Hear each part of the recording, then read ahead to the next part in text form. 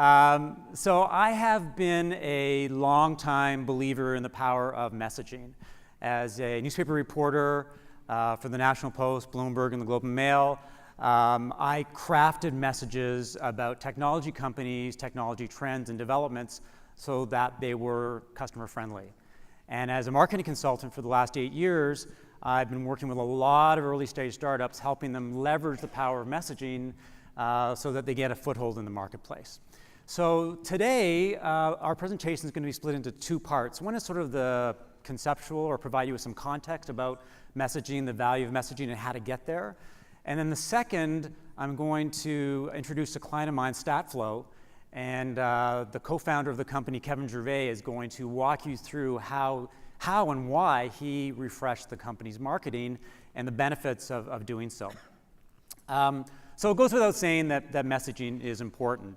We live in a very fast-paced world, and you have to connect with a variety of stakeholders. So you've got your customers, and you've got your partners, and you've got your employees, and you've got analysts, and you've got media, and you've got people in the social media sphere, and you often only get one shot to make a first impression.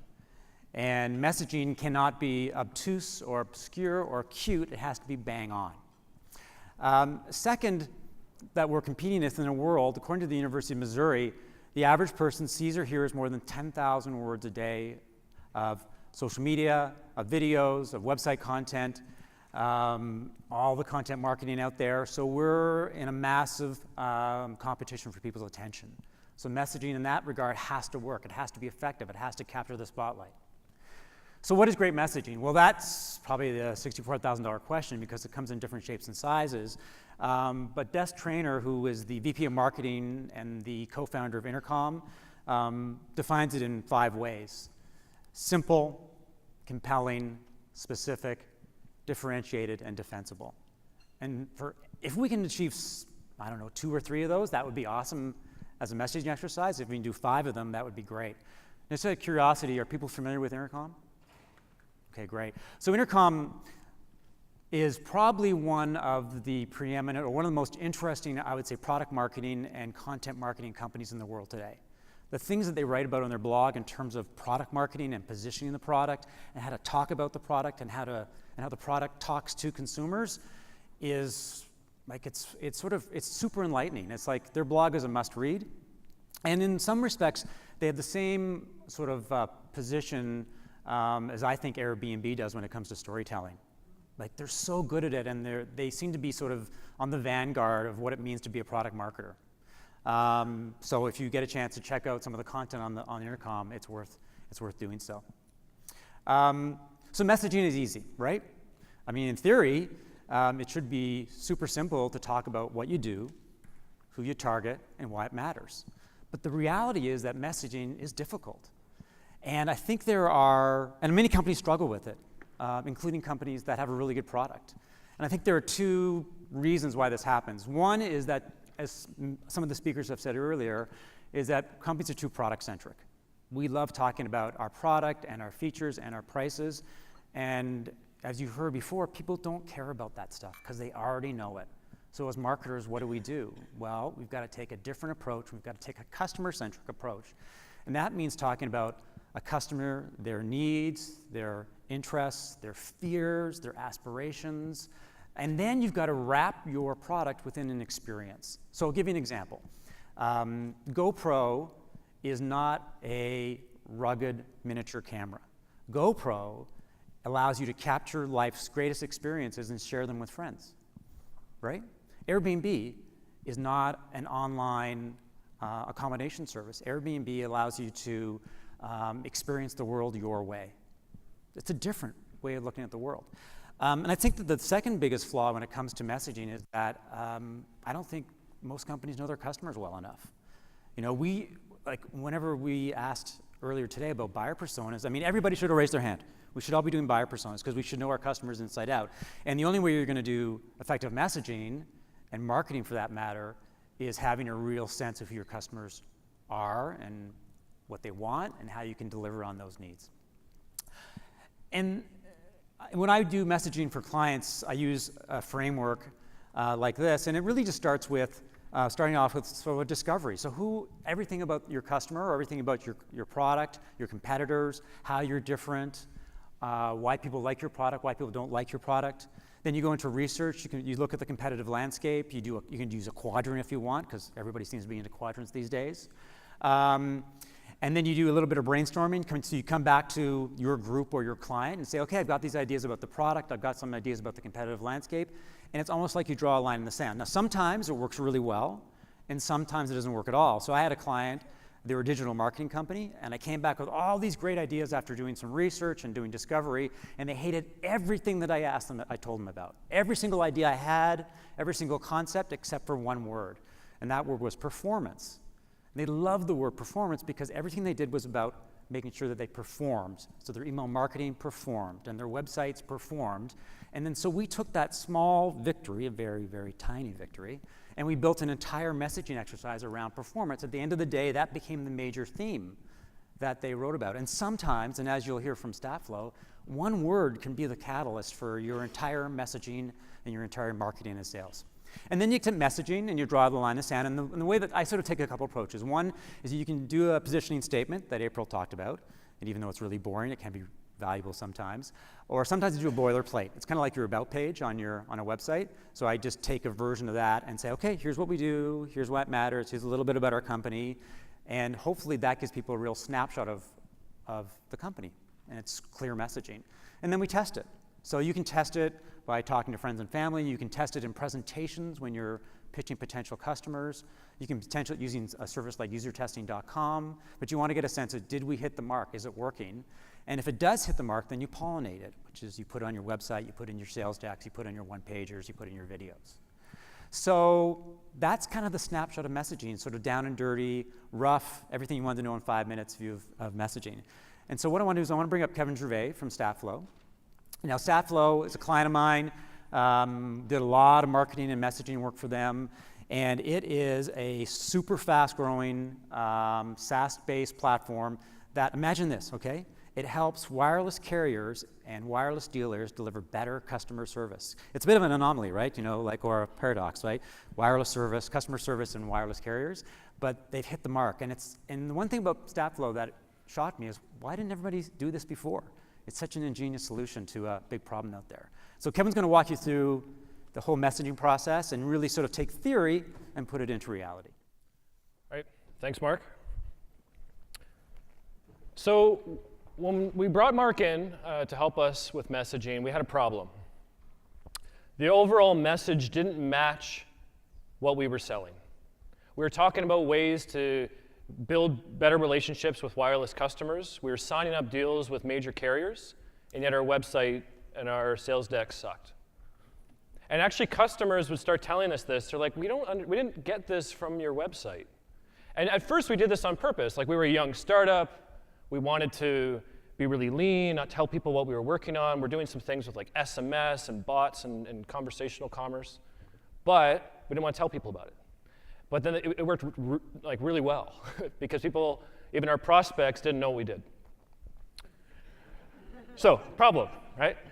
So here's where we started. So we had a website. Now, I came from a marketing background, ran a few agencies before, but I just didn't want to think about marketing this company. We were just heads down building. And so we ended up with like our branding very product-centric and all about the features. It was all screenshots. And we were pretty proud of it. It looked pretty nice. But it had some problems. It was boring. Right? People would go to the website and there was just a list of features. It didn't tell the story. Our sales decks as well just went through the features, didn't talk about case studies. And the messaging didn't really stand out. And the other thing that we found is that people didn't really see us as a thought leader. They looked at our website, they saw our features, and they're like, okay, it's like a cool little company. Meanwhile, like we're doing some really cool things, but we never told people about our ideas. And so what we did in January, we made a list of 60 initiatives to complete within 30 days, all of them which we did in-house except for a few contractors we brought in. So I'll go through kind of what we did. And so what this did is we looked at all the different parts of the business, including our decks, our website, videos. We basically did everything within 30 days. So here's Also, another exercise that we did that worked really well, and I find as a product marketer, probably this exercise is something that could be really useful. So what we did is we looked at who are some of the brands in our space, so people in the same sector, and then we dove really deep. So I'm more analytical, so instead of quadrants, I like spreadsheets. And so in this case, I looked at all these different people who are in our space, what I like about them, did I like their website, yes or no? What did I like about the website? Was it their captions, their imagery, their storytelling, their words, their SEO, and then put some notes of it. Now, I gave that to Mark, and then we started this process. But then we also found that while we did this, we realized that even people in our space, even though they had cool websites, they weren't really that awesome. There are better people out there that are really good at messaging, like Intercom and others that we used as inspiration. So we went through like other startups, ones that are growth companies, even like larger valuations, and then we analyzed what do we like about their content, their design, and then we had some notes with them. So from that, we then were like, okay, we're going to stand out. We're going to be this scrappy startup, right? That's going to be our message. We're going to own this. And so this became our brand because this is who we were. Like we rolled out to TELUS when we were 3 people. And then we did this talk at the TechTO a few months ago, and talked about, we went from concept to revenue in 9 weeks. We made this, we didn't know what to build, so we made a spreadsheet, and then sold in the spreadsheet as a product, and then built the product after we had money. So that was our culture, and we're like, yeah, this is perfect. And we tested it. We used it in our pitches. We're like, yeah, we'll fight for you. But the market rejected it. Right? And so I was so gung-ho about this, and then we're like, oh, shoot. They didn't want to talk to a little startup. They didn't like the word scrappy. They wanted trust. We were working with very sensitive data. And while we had the systems in place to support that data and be really secure, they didn't trust us because our brand was too young and too hip. We had to look a little bit more serious. It made us look small, and so we decided, okay, we're going to kill it. Immediately, we changed all our decks. Like, now what do we do? So we started this exercise to say, let's scrub any reference to startup. We never talk about, like, even when we raise money, it's growth capital. We're a growth company. We're a high growth company. We removed references to all the staff on our website. So instead of, even as we hired more people, we just focused on the leadership because that's what bigger companies were doing. So people took us a lot more seriously. And then when we started to actually ask customers instead of us talking in our demos, we started asking them, like, what is your mission? And what they told us was they said, we really want to create great customer experiences when someone walks into our store. Like if somebody who owns like 800 AT&T stores, they're like, it was amazing that like, the owners actually said this is something that they really care about. We're like, really? And so we settled on this word happiness because we realized that if everyone just wants to be happy, right? If you help employees be really happy, they'll sell more. It's contagious. If you help customers be happy, they'll buy more. If you help the finance team not have to spend so much time on reconciliation and financial troubles, make them happy, they'll be more efficient. And so that became our theme. We tested it, and it worked. So as soon as we picked that, we changed our decks the same day and used it in our pitches that day, and that's how we iterated pretty quickly. And now it's our theme, and we use that everywhere. And I'll show you once we had that as our message, our key word, what we did to it. And it shows like product marketing is not just about our website, but it should affect everything. Our shirts, for example, say making customer love. And we send that to prospects, to partners, they love it. Whenever I'm at the airport, I wear this, and I get laughs. And so it puts a smile on people's faces. When we actually demo, even to large corporations, we use illustrations. We hired a full-time illustrator to now create a whole class of illustrations to tell our story from everything from our security docs, which normally look very boring. You look at Oracle's or some of the other ones, it's painful. But we say the same amount of information, but we use illustration. It's the cards we send out. They're fun. We've illustrated our team members, and so we show that, we all sign it. We send gifts to our power users. This is our website. We tell a story. And so instead of insulting kind of companies when we call them and said, you're doing everything wrong, this is the tool that you should be using, we now are very respectful. We say, does this sound like you? You built an awesome business. You trained your staff, you opened all these stores. Look at you, you're awesome. But then we also show the landscape's changing. You need a new class of tools. We're that new class of tool, and we use storytelling. And here's another example on our website, just showing, we're showing how we're making reps happy. It even affected our interface. We made it really simple, used lots of color, made it very, very warm and inviting. And as people use the system, it rewards them with little funny messages just to make people feel good. It actually affects what we tweet. So once we realize we want to make people smile, we monitor social feeds of our prospects, which are wireless stores.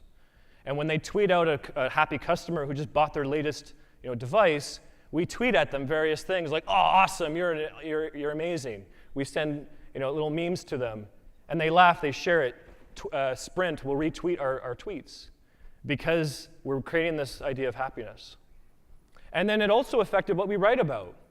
So we realized people hate their wireless experience. But we scraped Yelp, and we realized there's all these little stories of like nuggets of hope where people will drive 20 minutes out of the way to go to a specific store, a specific rep, because they love the way they treated them and their grandmother when they brought them in the store before. And so we now profile our prospects, and we write articles about them and say, look what we can learn about the way they run their stores. And that worked really well because we use that in a sales process. We say, hey, look, we've profiled your store. Here you go. We say nothing else. We don't sell to them. And then they call us, usually about a week later, and say, let's talk about your product. So here's an example of, like, we take a Yelp review, we dissect it, what can you learn from it?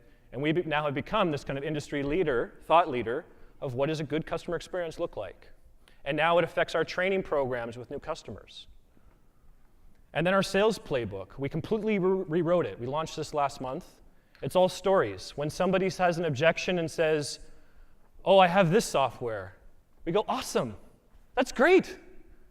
A bunch of people use that software too, but they found, once they started using us, they got this benefit, this benefit, this benefit. And so by telling that story and making it very positive, it had a drastic effect on the way that we close, and we'll show you the stats. It also affects what we do as a team, because we realize it's all about happiness, and it shows how we respect each other, what our culture's like. Even though we're very aggressive in what we build, it becomes all the way through our company. And so here's some of the stats. We have a 2x ROI and deals closed basically since the redesign, which launched about a month ago. So total ROI of all the spending we put in 3 months is actually 2x. We closed deals 5 times faster than we did just a few months ago. And it was really painful. We had to spend a whole month just focusing on it, but it had a really great effect. And so the thing I would leave you with, just in follow-up to Mark, is messaging really should affect everything. Like once you pick it, you own it 110%, and make sure that everything is consistent and that you're not telling different stories depending on what part of the business they're interfacing with. So that's our case study, and it just shows us the power of having a clear message that can resonate. Thank you.